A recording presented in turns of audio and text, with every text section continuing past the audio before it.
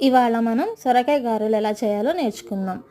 ఇవి ఇలాగ ఆయిల్‌లో డీప్ ఫ్రైగా గారెల మాదిరే కాకుండా మనం సర్వపిండి అంటున్నాం కదండీ! యాక్చువల్‌గా మేము తపాలా చెక్కలు, బియ్యపు పిండి అప్పచ్చులు అంటాము. మాకలాగే తెలుసు. ఈ వీడియోస్ వల్ల నేను ఇలా అని గూడా అంటారా అని తెలుసుకున్నాను అంతే.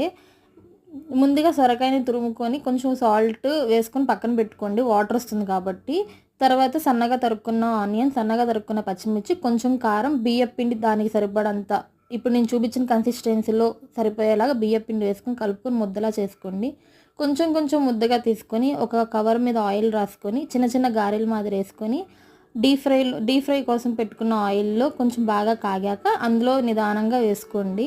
కొంచెం గోల్డెన్ బ్రౌన్‌లో ఇప్పుడు నేను చూపిస్తున్నాను చూడండి. ఆ కలర్ వచ్చేలాగా వేగించుకోండి. చాలా చాలా బావుంటాయి. పిల్లలకి కూడా ఇస్తే చాలా చాలా ఇష్టంగా తింటారు ఇవి. ఇది సొరకాయ అంటే చలవే కాబట్టి. Thanks for